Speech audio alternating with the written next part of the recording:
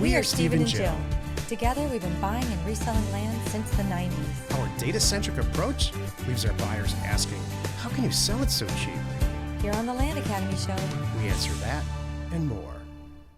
I'm Stephen Jack Butala. And I'm Jill DeWitt, and this is the Land Academy Show. This is episode 1946, and today we are talking in depth about when to negotiate the price of a land acquisition. And then a little bit later on, I'm going to talk about the backwards psychology of upfront money. Okay, wait a minute. Last week, I couldn't talk. I was really, really sick. Are you okay today? Yeah, I feel great. Okay, good. I'm just making sure, what if it's Jack's sick week? We had Jill's sick week. I don't know if we want Jack's sick week. A quiet, pleasant 4-hour in my office with the fireplace on and all the windows and doors closed session. And that's what made you not talk? Yeah. Or not be able to talk? Yeah, I've just been thinking and not talking. Oh. This is what I do at work. Oh. The exact opposite of what you do at work. I know. Talk all day long and then think later. Thanks. And thinking's optional. Tell me I'm wrong. Jeez, that's just not true at all. Sounds like you're picking. Now it's pick on Jill day. I'm not picking you. Oh. Jill talks all day. Well, because that's because of my job. I know. Okay, it's not like... No, I don't mean talk to yourself or meaningless talk. I just mean you're on the phone. Could you imagine? That's just what you do. I'm just in there talking. Who are you talking to? Nobody. No, I don't do that. Hey, I hope you're enjoying our relatively new 2023 weekly show. Even though it's March, it's still kind of new for us. Each week we answer questions from our Land Academy Discord forum, review land acquisitions from our weekly Thursday member webinar, and take a deep dive into 2 land-related topics that are almost always by request, which I just mentioned earlier.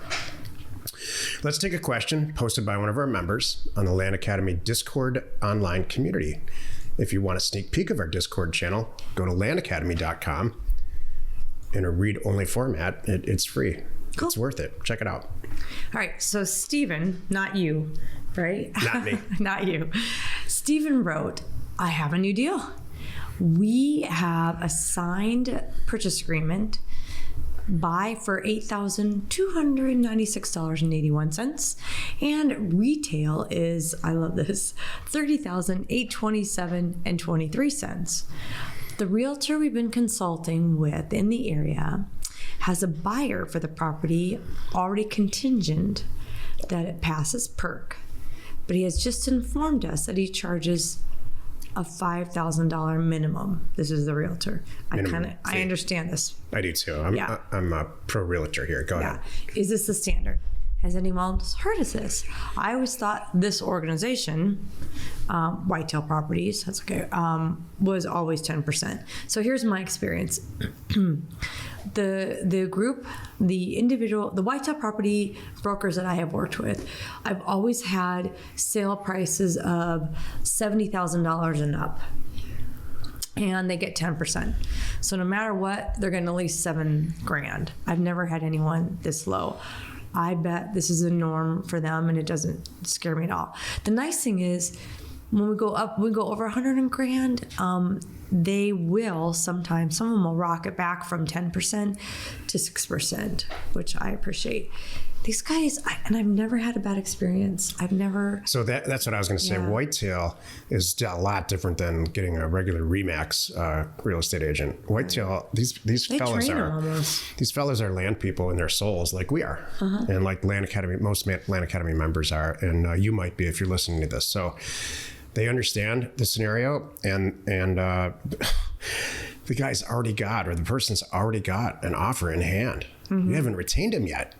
And I believe that, because I don't believe that they're the kind of, in general, the kind of agents that would fib about that or whatever. So, yeah. I mean, let's do the math. If it was 10%, like Jill said, it's $3,000 because your sale price is $3,000 or $30,000.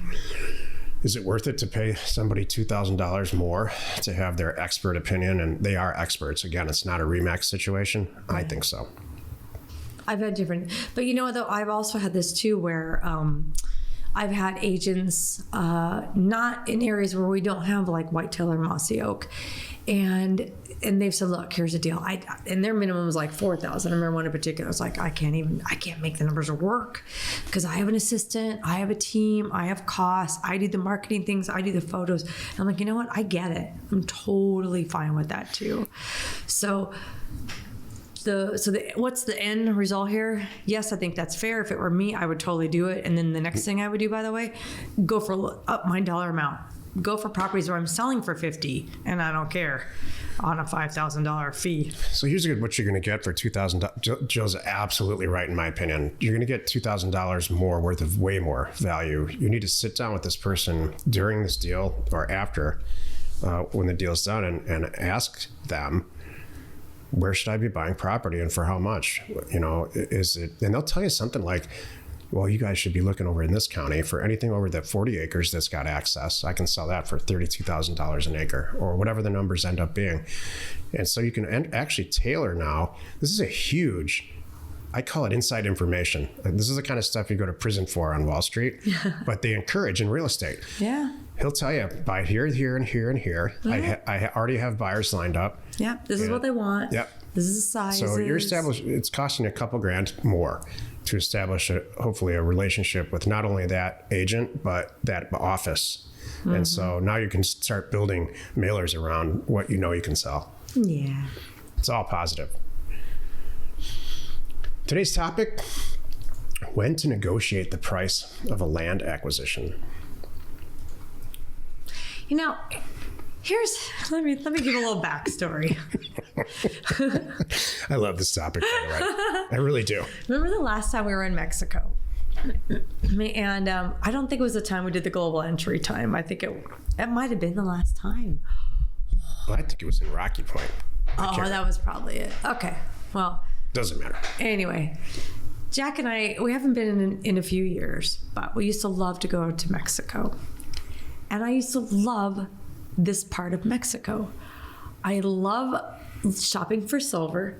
I don't need any more margarita glasses. I'm all set with that. I'm all set with pictures. I'm set with blankets.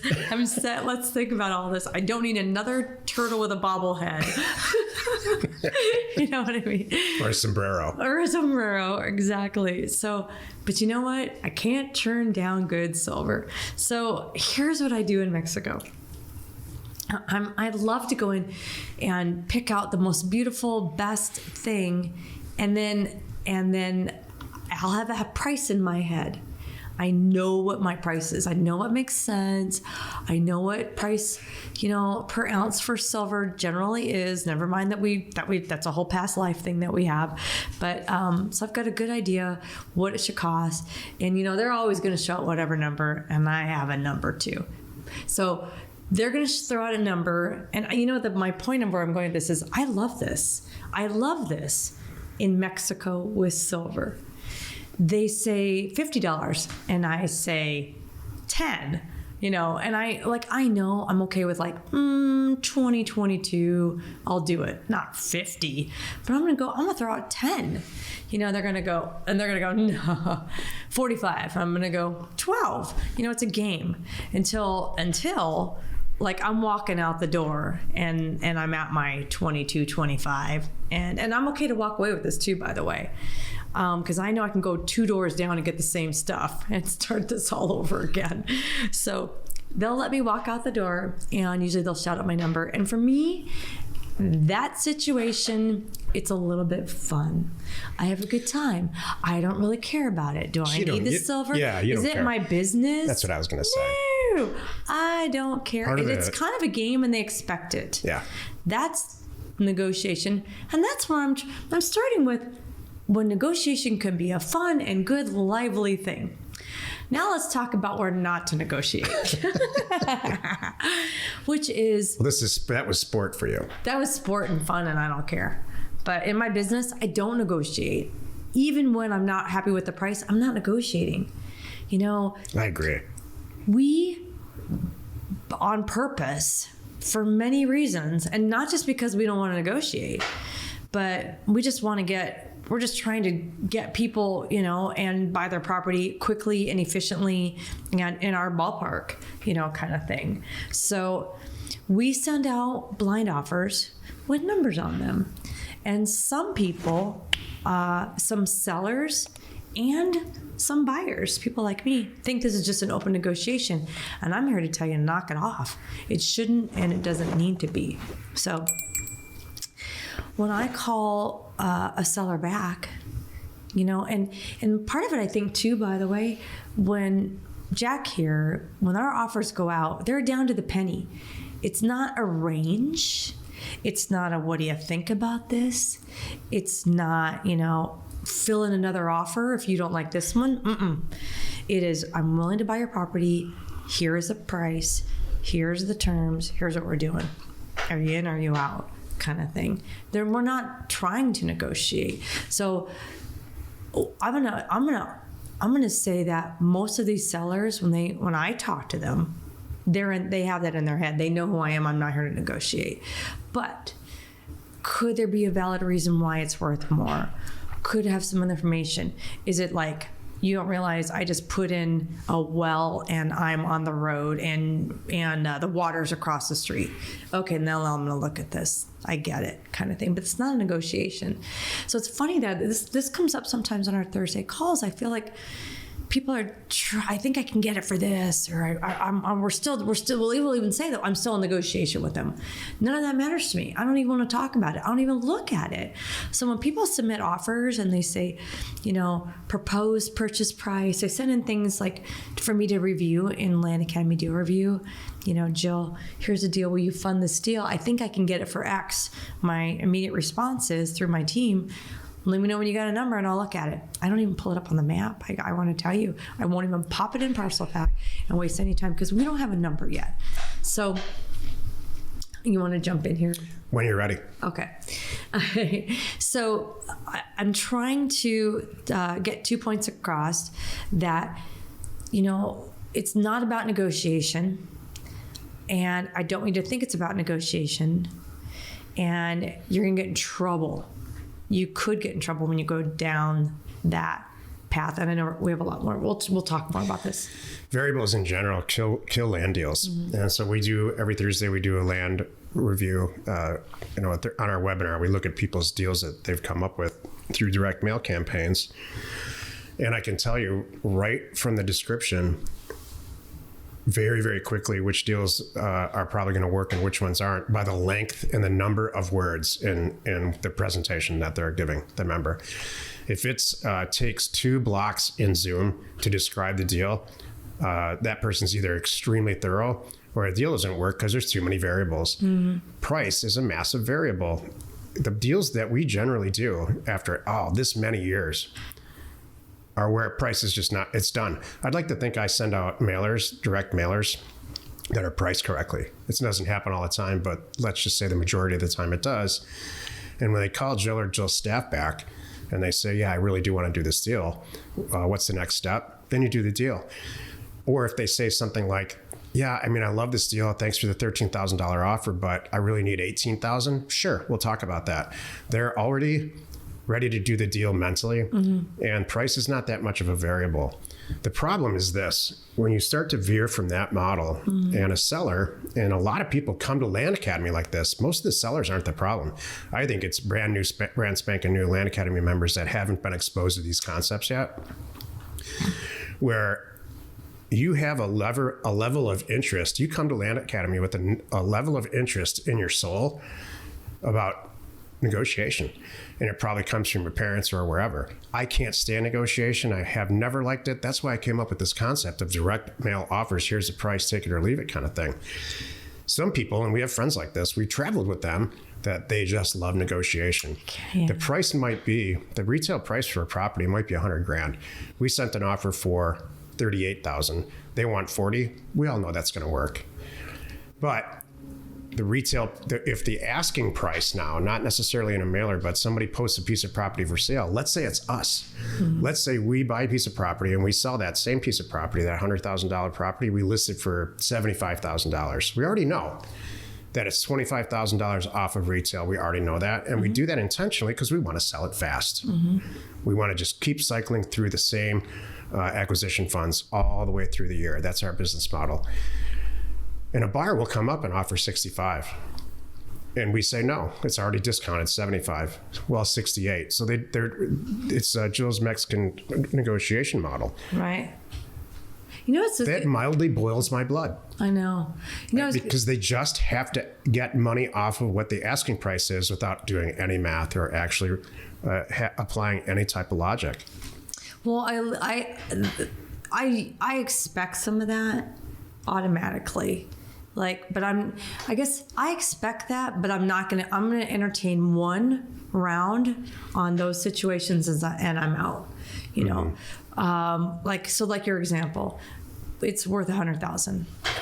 You know what? I have good brokers too. Speaking of whitetail, I have a great whitetail guy. He's like, I think we can get 70. Let's list it at 78. Done. And he and I already had this conversation. So we know where we're going to go with this thing. I'll entertain one. And I might come back on that situation one time, and that's it. And that's the same with when I'm buying a property. I guess, you know what I'm trying to think? I think it's bigger than this. I think it's the person. I think it's psychology. Some people love that. Let's do this. I want that. I want this. I want that. I can't do that. So really, you have one valid reason to tell me why you think it's worth more. I'm going to listen to it. I'm either going to agree or not agree, and we're going to meet on a price, and that's it. If you're a staunch negotiator, you know, because the world, there's all kinds of books on this. There's self-help books and business gurus and people that have real credibility have written books on this topic. And it comes down to, are you mentally healthy or not? If you have to negotiate and get your way, it will crush your career.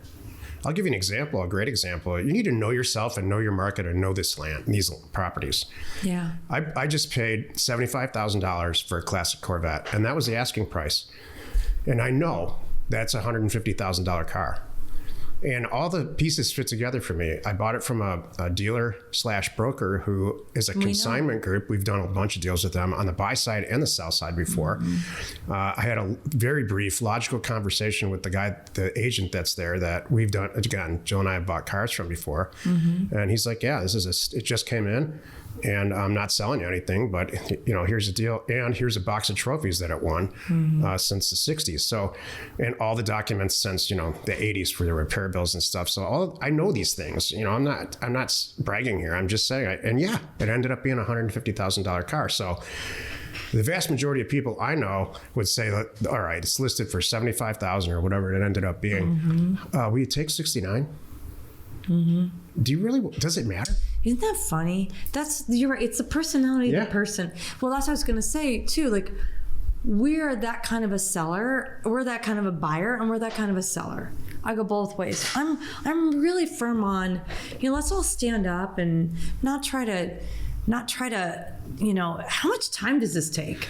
In emotional, I already won on that car. Who cares? We have these conversations all the time too, like you're just saying, even on properties. Okay, so I'm a buyer now, right?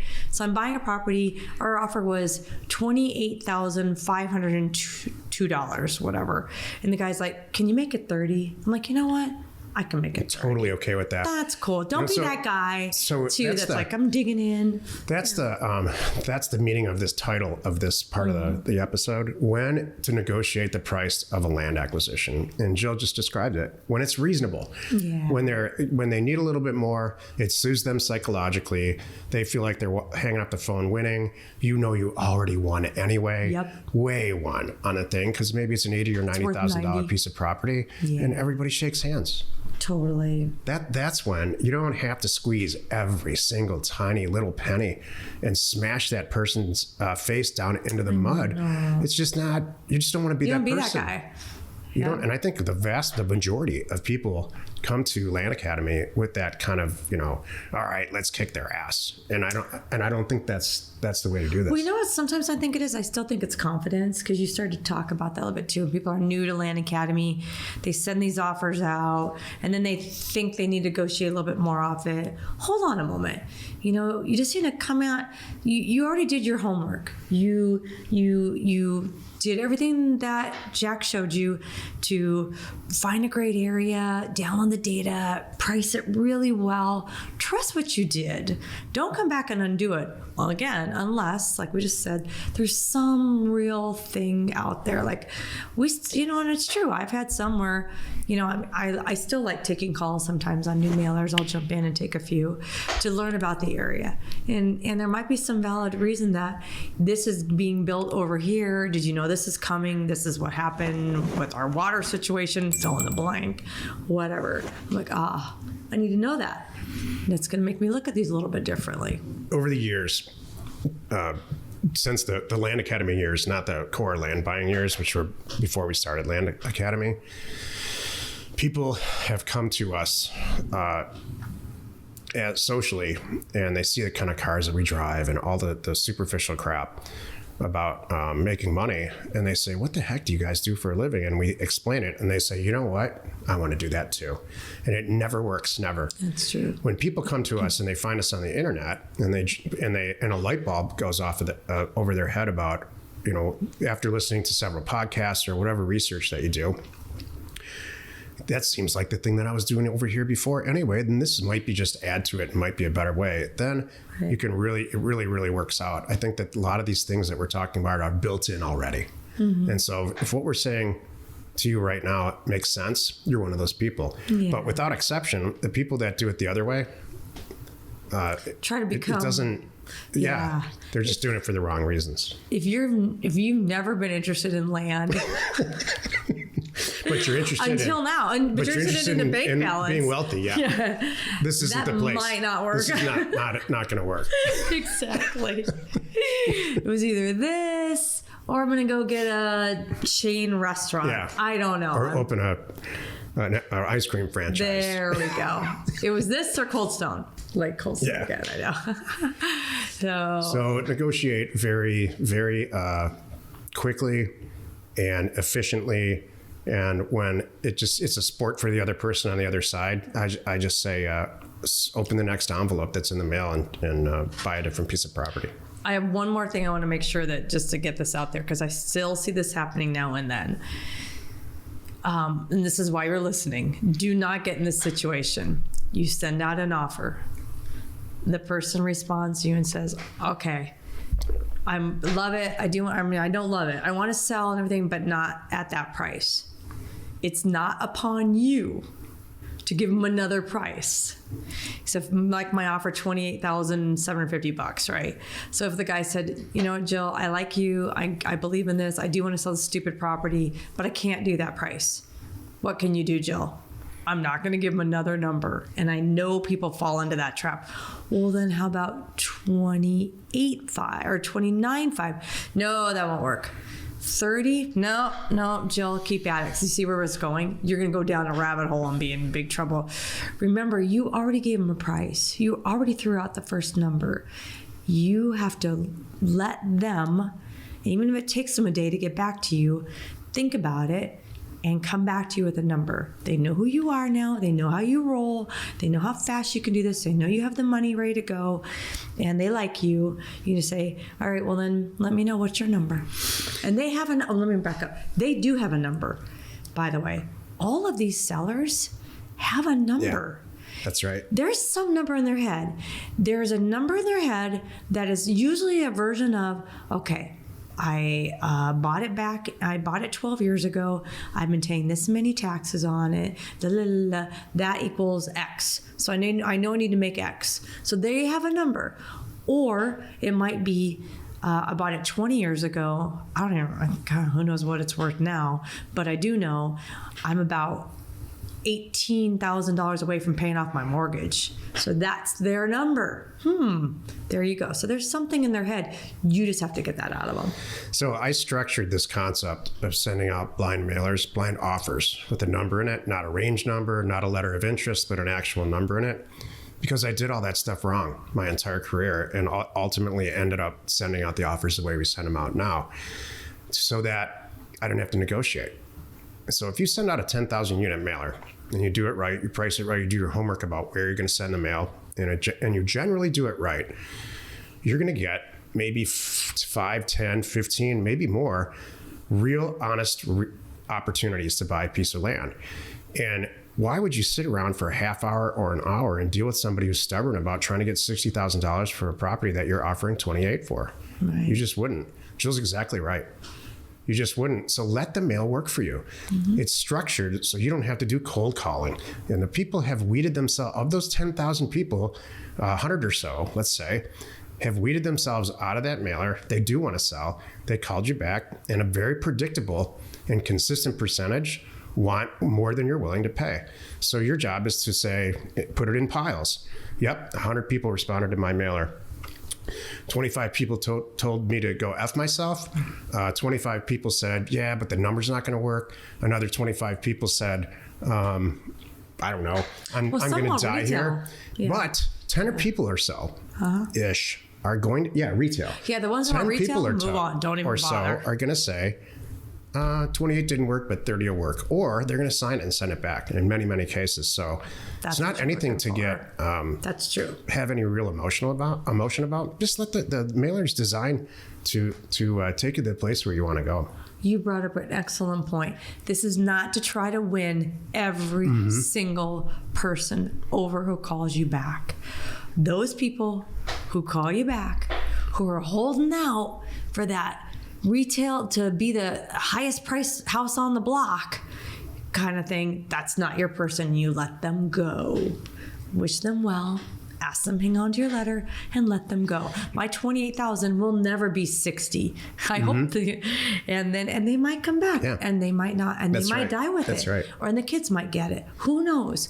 But I'm never going to come up to 60 because that's all they would do. Negotiation is such an interesting psychological concept because it's pushing the envelope where it shouldn't go, in my opinion. And we don't do that with other stuff. No. Like, you don't drive your car for as long as you possibly can drive it after the E-light comes on. The fuel light's been on for 3 weeks. You don't do that. You go fill a tank up. You just don't push the envelope. You don't push the envelope with your wife. If she's upset about something, you don't just keep pushing her and pushing her. Boy, I hope not. Or it's not going to. You don't negotiate with your wife, by the way. Don't ever. Nope. Just walk out of the room. Exactly.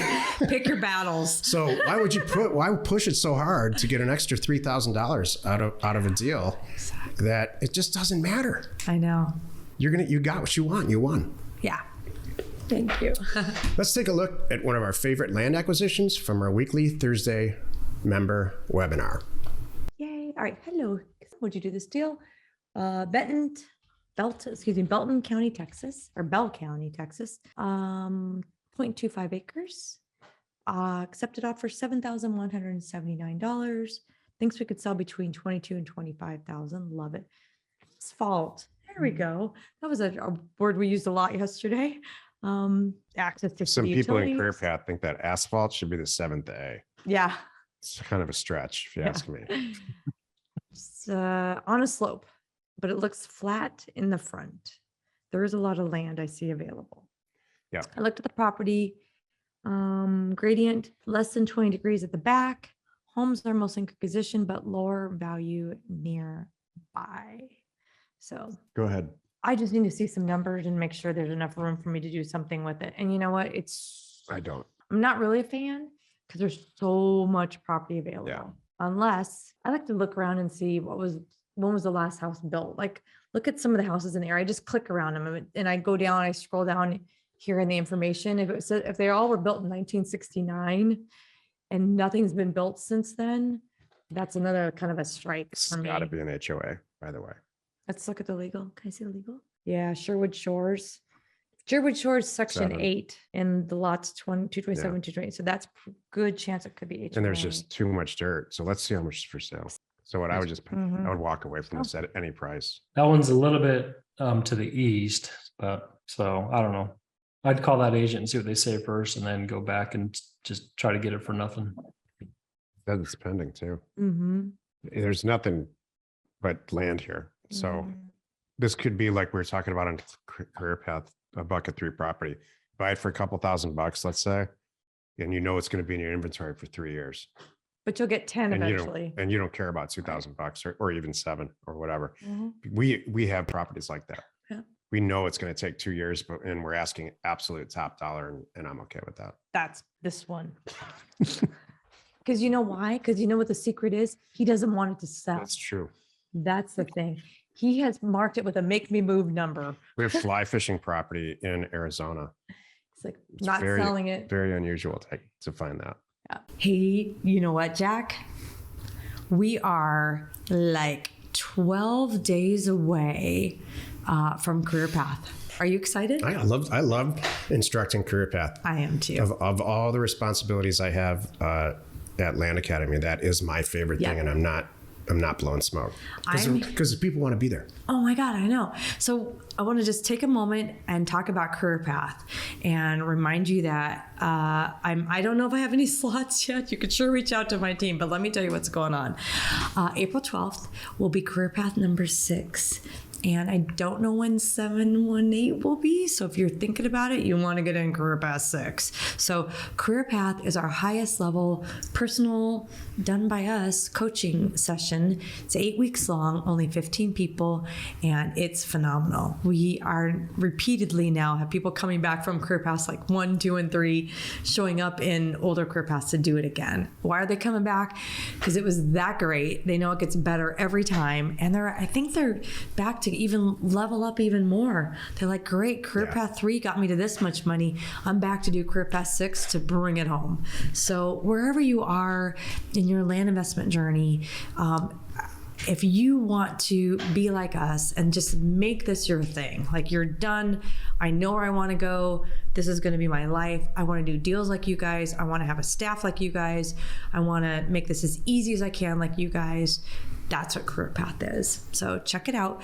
Go to landacademy.com/career path, or just send a note to my team, support@landacademy.com. We have presentations during Career Path by all of our staff. Yeah. Jill's transaction coordinator, the person who does concierge data, who does our mailers. Mm-hmm. So they all, in a very intimate business setting, tell you why they're successful for us and with us. It's pretty cool. It is. There's nothing else like it. Totally. Let's take another question posted by one of our members on the Land Academy Discord online community. Again, if you want a sneak peek at our Discord channel, please go to landacademy.com. It's free. Is this the same person, the same name? Oh. You know, I feel qualified to make this statement. There's Steven, Steven. Mm-hmm. There's Stephen, Stephen. And there's Stefan, Stephan. Of all the things we talked about today, that's the thing I'm most qualified to talk about. Excuse me. Stefan wrote. Jeez. Talk about pushing your partner's buttons. Okay, Jilly. I'm okay with that. All right, Jillian. I don't care. I mean, that's not my name, but it's okay. What does it say on your birth certificate? Jill. Jill. That's it. That's awesome. Yeah, it's not short for anything. It is just Jill. Not Stephanopoulos or something? No. Or Jillinacious? Jillifer. No. It's nothing. All right. So, Stefan wrote, I'm going to quit my 9-to-5 here soon. I'm based in California and my only hang up is healthcare. Seems like a huge can of worms to investigate. I currently have Blue Shield Platinum with my W-2. What can I expect to pay for something similar? Should I work part-time at Starbucks just for the cheap health insurance and free coffee? That's not crazy, actually. That actually might be kind of fun. There's like 9 things right with this question. I know. And 0 things wrong, in my opinion. It has never crossed my mind, other than the fact that I don't ever want to have a 9-to-5 again, or even a part-time gig like that. But if I could show up when I want to and just help out in Starbucks, I would do that. I love this question. Yeah. You are planning for war. You've premeditated this. You know, you've got a checklist. Health insurance is on that checklist. So you went to the community and you're asking. A bunch of people responded to this. Oh, good. It's an incredibly intelligent question, and it's simple, and I really think you're going to succeed. You know, the only thing Stefan didn't come up with is marry someone with good health insurance. Yeah, please don't do that. No, I bet that's in there. You know, I worked with a gal. That was her thing. It was at American Airlines. Of all the wrong reasons to get married, as if there's any good reasons to get married, that's on the list. Her husband wouldn't let her quit her job because he needed the health insurance. If your husband won't let you quit your job, maybe. Well, they're divorced now. Find another husband. By the way, I don't think she's there anymore. I'm sure she's not. But anyway, this is good. No, All healthcare providers, to directly answer your question, and then I'm going to give you some compliments after this, provide independent insurance policies, all the major ones. And you don't want to veer off with health insurance at all. And you don't want to use your healthcare insurance broker, because they mark it all up. And you don't want to veer from the major carriers. You already have Blue Cross, so I'd call them. You can keep Cobra for a while. So you're going to have Cobra for what, 6 months? Sometimes a year. I don't know, whatever happens in California, it's probably... It's probably 5 years in California. And it's free. Exactly. Don't worry about it. You're set. They're going to have a program for you. They're very in tune with your situation, and they will have, if you don't have any dependents and you're young, it's going to be shockingly cheap. So, I don't think it's going to be more than $300, maybe $400, probably less. I'm old, and my insurance policy is maybe $700. Yours is more than mine. But I've got people attached to mine too, and it's a different story. So just call your carrier. And if you don't like the numbers, call around. There's all kinds of HMOs and PPOs that are in California. HMOs and PPOs originated there with Kaiser Permanente. So I would call Kaiser Permanente because it's very prevalent in California. What if he leaves California? If you leave out of your network, you are going to have to get a new insurance policy anyway. You don't want to get... So it's going to work out. Out of network is a terrible thing, especially in an emergency situation, because it's going to be expensive. So, but ask the person at Blue Cross that you have the insurance with right now, and call the person, whoever your HR person is. They know all this stuff. Are we really talking this much about healthcare? Yeah, it's the guy wants to quit his job. Okay. I love this stuff. Okay, good. He's learning. He's asking. No, I do. I get it. Yeah. Is that a joke? No, I think it's important good. as heck. No, you're going down the. Do we want to bring up copays? Yeah. Okay. You can if you're going to increase your copay, your insurance is going to be way cheaper. True. Just work your way down your list, and I hope you quit your job, and I hope you're ready. I hope you've done a bunch of deals, and it's not too soon, and I'm happy for you. You know what's interesting? I would just like to add, there's a big picture comment on this to end this question. She shut me down, but now she's going to continue the topic. That was never a consideration for me as far as leaving a company. It was a huge consideration for me, but that's the difference between you and I. One of the differences. That's wild. Okay. But that's why it works together, you and I. Thank you. Today's second topic is the backward psychology of upfront money. What do you have to pay upfront for in your life, and then you don't believe that it worked out? Health insurance.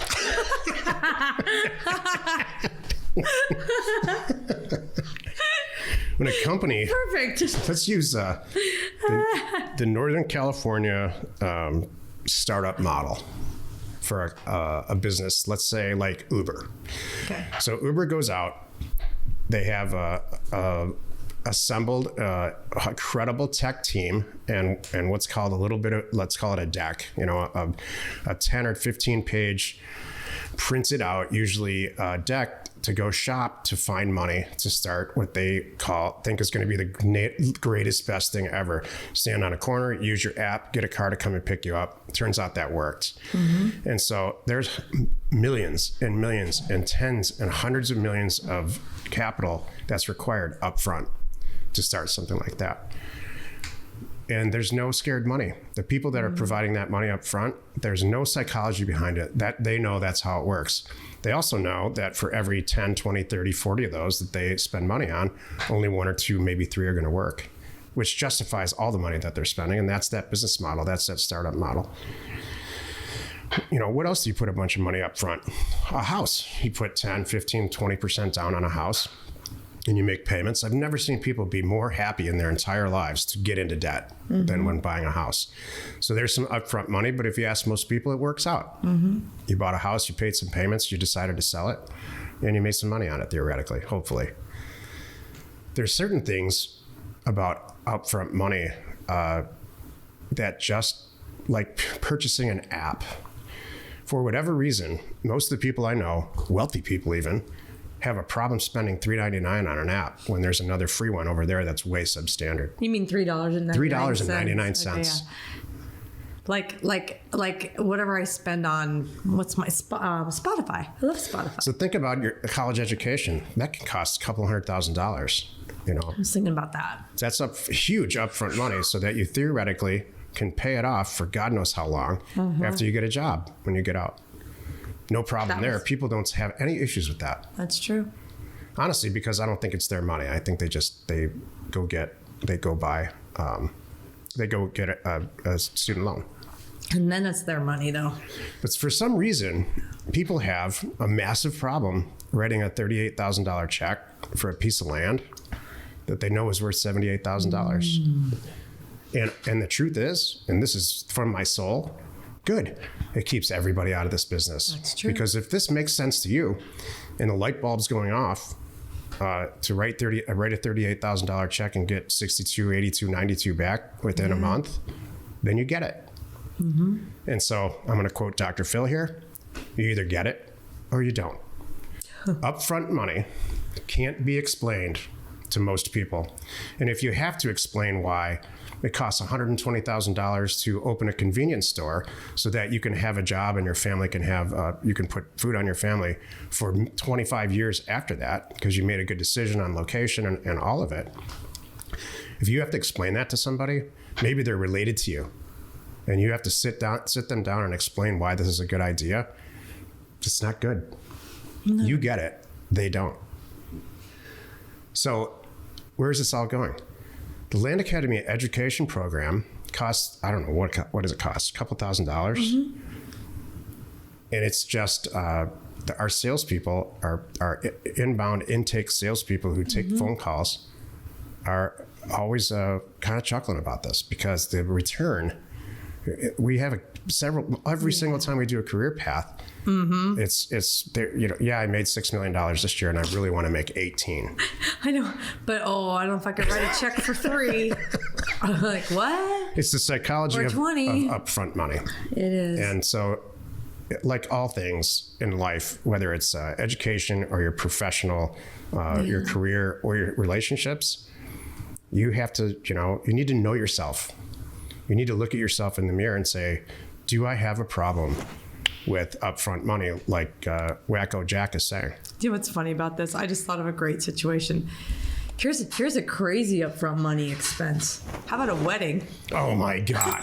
So that's not upfront money. That's a disaster. Could you imagine? That's expensing after tax money for no benefit. Yeah. For a party that could have been done for free somewhere else. You know what? On a beach. Go buy a $30,000 piece of real estate. We were talking about this in the advance call. Go buy a piece of $30,000 real estate that's worth $150,000. Get a keg, a couple of kegs, invite your friends, and have a party. And there's your party.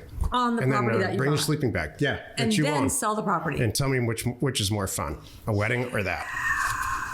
And if it's a big enough piece of property and you know your friends well enough, bring some firearms. So what is it? So can we talk about this for a few?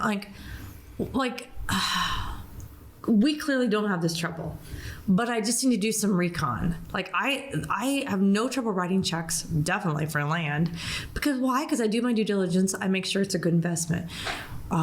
For education, I still do education stuff. Me too. I told you, I brought to you one. I'm not going to do it, but I just brought to Jack the other day a Stanford continuing education class that I was considering. And he's like, I don't think you'd need it.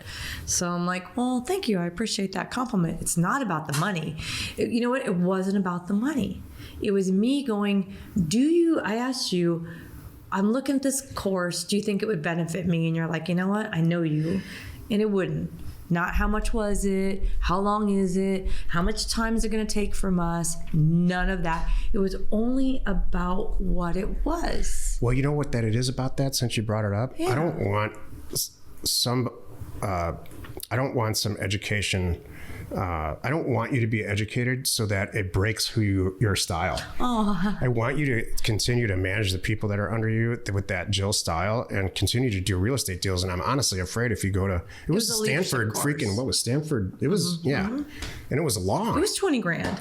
It was And I 20 don't grand. care about the money one bit, but weeks I don't, online. I want my Jill back after that. I'm afraid that won't happen. Oh, thank you. But I thought maybe I could even just shut up and be even be better at it. I'm always reading books about it.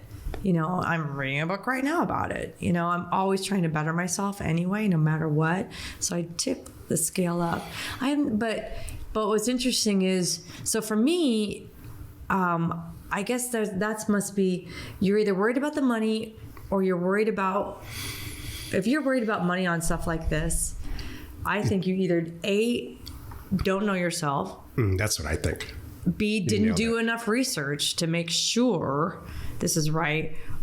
And then C is really kind of Look, upfront money, then here's my whole point to writing this topic. Yeah. Upfront money can be categorized in two buckets. Number one, you're buying something or putting money down, let's say, on something that you believe at the back end of it is way more valuable than the front end. And so, like putting a down payment on a new car you'll never win on that. Sure. Just the back end is way worse. True. And the number two thing is, it's what I just described. It's you're not going to get anything out of it. So you have to decide what's worth it and what's not. And it shouldn't be, I don't think, a very long conversation with yourself. Yeah, I'm going to go to medical school because I want to be a surgeon. Then absolutely, that makes, that's the whole conversation with yourself, because you know what's going to happen on the tail end of that. Right, you're going to win. You and your family are going to win. Yeah, there wouldn't be doctors in the world today if they didn't pay off the student loans, even though it took them 8 years or whatever it was. Or even welding school, trade schools. Yeah. The greatest value ever is becoming, a specialized welder or some version of that. You put the money down or even get a loan, you're going to come out of that great. Do you know what's kind of funny when you think about that? I do see in trade schools and things like that huge value for a lot of people. I kind of look at that's kind of us. Yeah. Land Academy is kind of like that. Yeah. It's not we're teaching you a niche, specialized thing, that you can go off and put food on the table for yourself. Right. Taking a chance on a stock market with a bunch of money up front, worst idea ever. I can't even imagine that. Yeah. You should go to the craps table. It'd be faster and easier to convince yourself that that's probably not a good idea. Yep. Unless you went to school for that and you have a brain for that, and you're one of the very small percentages of people that make $1 billion doing it. I get that. Yeah. I bet there's some of that too. It's just not us. So like everything today, what we're talking about is just the psychology of it and a personality. And so light bulbs either go off when you're talking about land or they don't. And if they don't, I would just look for something else. Yeah. It didn't sing to you, and there's nothing wrong with that. Right. Let's take a look at another one of our favorite land acquisitions from our weekly Thursday member webinar. Would Steel, Chester County, South Carolina, 1.6 acres, accepted offer price $5,100. Sell price, thinks we can sell it for $13,500. The lowest similarly zoned property lot sold for $17,500 on Redfin. County road access seems affordable. Adjacent there's a house and a business. It's across the street from the lake. The lot is half cleared and it looks like a nice scenic area overall. My main question is, have you guys ever gone through and requested for a zoning variance? Looked up how the procedure is for this city, and it seems pretty simple with a $150 fee. I want to have an exception made so I could put a mobile home on it. You could only put a regular home on it, which would make this lot take a lot longer to sell. If you can put a mobile on it, I imagine it'll sell very quickly. And for more even, you can talk about that. I've never gone through a zoning variance because I have never found a area where we buy land that's compliant with that. They've always made it, it's like pulling teeth. So this could be a place where that's not the case. That it's $150, they rubber stamp it and you're good. I hope that's the case. Here's the thing is, you have a brick house next to it, right? You're gonna need that neighbor's compliance as well when you do a zoning variance. And I can tell you right now that neighbor's gonna fight that mobile exemption. Yeah. So you're gonna hope that he doesn't go to that meeting. There you go. And so for exactly what Carl's saying, And he's going to show up. I would show up. I don't even. I'd show up. Yeah. Look, this passes the adjacent test with flying colors, and you're about to pay $5,000 for this. So Yeah. if these properties are anywhere worth, and we'll check in 1 second on each side, if these properties are worth more than $100,000, that's worth it. Mm-hmm. And there will be. I just sent you the neighbor's house. 226. I would stop right here and buy this. Mhm. And I wouldn't worry about that variance. I wouldn't either. I absolutely agree. I don't think you're going to get the variance if you try. And I would list this for 22.5 based on a 10% value of the neighbor's property. Mm-hmm. And they'll probably buy it. Yep. And please promise that you'll put a sign out there. The day that you just have the sign ready to go with the photographer or whatever. Mm-hmm. So everybody thinks we should buy it or not? Mm-hmm. I would buy it. I would Right. buy it for that. Yeah. It's a trifecta again. Jill, do you have something inspirational to share with us today? Okay, I want to talk for a few minutes about work-life balance, because you've been talking about that with our staff, and I've been thinking about that since our first Land Academy 2023 ladies group gathering, which I love. It's so fun because that's, what's funny about that? This topic came up, but not as much as I thought it would. So when we got together our first meeting a couple weeks ago, and I said, all right, what are you here for? What's going on? And the top things were community, building wealth, including retiring their husbands, and then a bunch of other little things. But those two things are like the big ones. But I was thinking about work-life balance, probably because you brought it up a lot this week within our staff. We're going through a whole thing with our staff about making sure they're happy. You know what it is? I feel like we had the COVID change, and now we're coming back from. I think we're kind of finding a groove right now within our lives and our company. About. And going forward, how often are we in the office? What are we working on? How hard are we working? That kind of a thing. So that's where it all ties in for me. So I was thinking, it made me think about my work-life balance. And I was going to ask you about your work-life balance. So, and I'm thinking about what's important to me. My number one thing is. Oh, I want to hear this. That's important to me. Working naked all day. That's important to you. It's not important to me. I wonder if you can even say that. I'm sure you can. I'm sure you can. Exactly. So thank you for that. That was good. I appreciate that. Now, what's really important to me as I cruise through every single day, whether I'm at work or at not, honestly, is having fun. And it's not my bank balance. It's not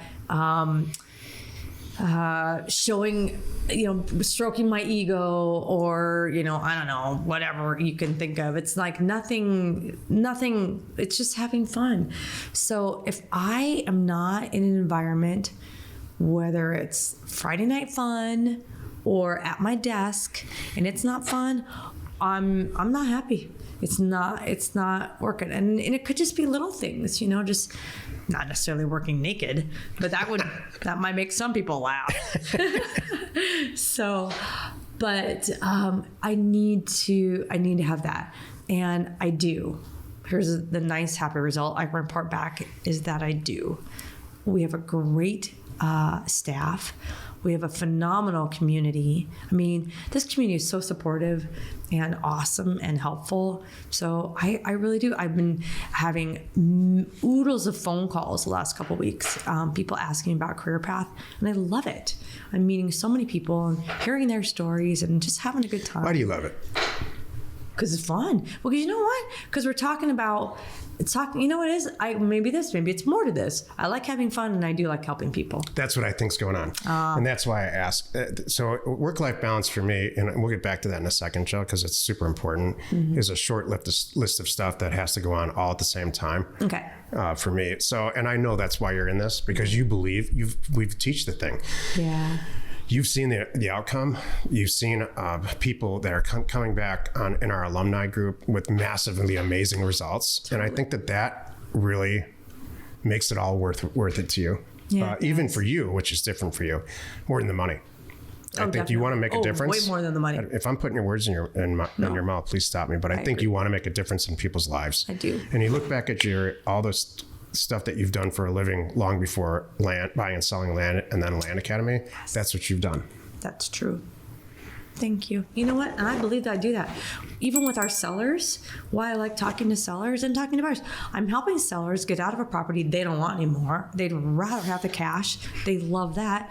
And then the same thing, then when I try and sell it to people, I'm helping them buy their dream property. So I'm helping them and I want to have fun while I'm doing it. So tell me more about yours. My work-life balance, again, is a short list of things that in a perfect world all go on kind of at the same time to accomplish, that one big thing, which is what we're all talking about, which is just satisfaction. And it's the same thing that goes on in an interpersonal relationship like Jill and I have, or a relationship with our children. It's the exact same thing. It's a balance of a few things. It's a recipe of a few things that need to go together. For me, and I'm not apologizing for this at all, is money at the top. All right, I'm not going to do something just for money. But if I'm going to do something, there better be a lot of money involved. Or I'm not going to do it. Mm-hmm. I will move on and do something else. Right. Number one. Mm-hmm. Number two, what I'm doing to achieve that initial goal needs to be not very risky. That's why we dog on the stock market all the time, and we dog on real estate agents on this show all the time, because I think both of those things have a very high failure rate. And so buying and selling land for us just makes sense, and it's a very I don't see any real risk in it. I agree. And we've proven that over and over again. So we've got money, low to zero risk. I do want to have fun. That's in the mix. But I learned since we started Land Academy, really, it's very important for me to pass on the knowledge and to I don't want to sound altruistic here at all. That's not altruism, but I do need to give back to some community, this community that we created. Mm-hmm. And this is what I love about Career Path. I really love watching people take this farther than Jill and I have ever taken it, and making it work for themselves. And especially in Career Path and in the alumni, the stuff that goes on after that, hearing people take their family to, on vacation, and they don't have to work hard, and their wife doesn't work anymore, and they've had a lot of success with it. They've quit their jobs. So that's something that I never knew was even possible in a career. I didn't know that was an unintended consequence for starting Land Academy. It's true. And so that's why, and I'm not selling anything, I've decided to keep it moving forward with manplan.com. I think that there's a lot of resources for young men or just men in general that are going undiscussed in this world that we live in now. And it's not an advertisement. I don't want to go on about that. But work-life balance to me is all those things. And I'm starting to get it, and I haven't in the past. I'm starting to feel great about being a leader with a lot of our employees. Jill and I are taking a much more active role in the day-to-day leadership of our, Jill's always done it with the land people, but the people in Land Academy, the guys that work there, we're starting to have a bunch of fun, and it's really rewarding. I guess reward is the word. I need to be rewarded. Oh, that's good. So I'm financially rewarded. There's no real risk. I'm people rewarded, and watching people grow it's very. You know what I was going to add too about, for me, work-life balance. If you enjoy what you're doing, like you're talking about for you and I, and then it doesn't feel like work. So like I don't leave my desk, close my office door, and then not think about Land Academy, not think about land, not think about real estate. I don't just like flip a switch. It's always going constantly because I love it. Jill and I have that amazing luxury at this point, at our age and at this point in our careers. And I wish this for everyone. Yeah. In every job, or if you're an owner of a company, there's stuff you just hate to do, and there's stuff you love to do. Mm-hmm. We have the luxury of hiring people under us to do the stuff that we don't want to do. Like, I don't post-produce video anymore. That's a huge luxury. Yeah. We have a person who handles HR and all those types in office space and, general office management. So that's a massive luxury. I can just focus on like doing the show and starting Man Plan and instructing a career path. Yeah. Exactly. Good talk. Jack. Do you have something informational to share with us, please? Yes, it directly relates to Jill's topic. I have, like I said last week, I'm 56 years old and I'm starting to financially plan for retirement and execute the plan that I've had for a long time for retirement. But I keep researching all this new stuff that's out, and what keeps coming back to me is what matters during retirement.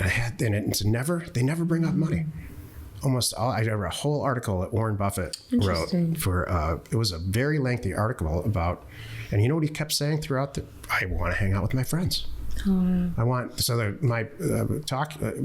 topic here is personality and lifelong friendships. And so you need to be some version of friends with the people in your life, including your employees. And I'm not saying, great friends, because that's a super bad idea. But you need to identify with them from where they're coming, which is why I launched this whole thing at, you need to find out from where they're coming. You need to meet them where they're within reason. These are all results of all this research that I'm doing. I'm glad. I love it. And they'll stay with you forever. They'll perform with you forever. They'll feel rewarded. And so it's less about my work-life balance for me at this age, and it's more about people in Land Academy, certainly Jill, which she takes responsibility for, so I'm lucky there, and the people that work with us. I want them to feel good. And as far as personality goes, I can't say this enough because, again, this keeps smacking me in the face with all this research. You have to hang out socially with people that have the same type of personality that you do, and that have the same kind of values that you do. It's true. And so this whole today has been really about personality. Yeah, it's true.